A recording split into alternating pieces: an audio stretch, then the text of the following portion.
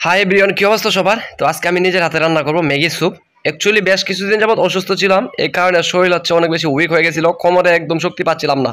এর জন্য নিয়ে আসলাম ম্যাগি স্যুপ রান্না করব এবং আমার শরীরে স্টেমিনা বাড়াবো। তো ফার্স্ট অফ অল আমি ডেটটা চেক করে নিলাম, কারণ দোকানে অনেক সময় ডেট এক্সপায়ার্ড মাল রাখে। তারপর আমি এখানে 350 মিলিমিটারের অনুপাতে পানি দিলাম। এরপর আমি খেয়ে চেক করে দেখতেছিলাম যে আসলে এটা খেতে কেমন। তো এই স্যুপটা এইভাবে খেয়ে চেক করে দেখার পর তো আমি পুরাই হতাশ, এতটা বাজে, একদম বিন্দুমাত্র মজা নাই। তারপর ভাবতেছি যাচ্ছে দিকে জাল টাল দিয়া কেমন হয়, কারণ ছোটোবেলা খাইছিলাম, বেশি একটা স্যুপ খাওয়া হয় না।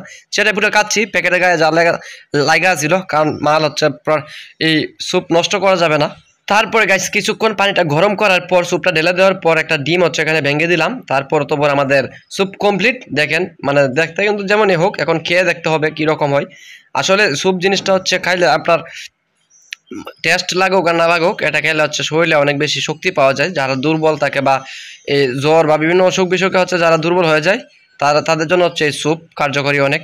তো বিসমিল্লাহ বলে আমি টেস্টটা চেক করে দেখলাম, না মোটামুটি ভালোই, ততটা খারাপ না। শুরুতে হচ্ছে জাল দেওয়ার আগে শুরুতে এক ধরনের স্বাদ হয়, তারপর আপনার রান্না কমপ্লিট হওয়ার পর দেখবেন হচ্ছে অন্যরকম একটা স্বাদ। এটা খেতে এতটাও ফেলে দেওয়ার মতো না, আর মোটামুটি স্বাদ হয়। এর কারণ হচ্ছে এখানে ডিম দেওয়া হয়, এছাড়াও বিভিন্ন মশলা বৃদ্ধি মানে মশলা দেওয়া হয়েছে, একটা টেস্টিং সল্ট আছে, ওইটা এনে দেওয়া হয়েছে। তো যাই হোক, ধন্যবাদ সবাইকে, ভালো থাকবেন সবাই। ভিডিওটি দেখার জন্য অসংখ্য ধন্যবাদ।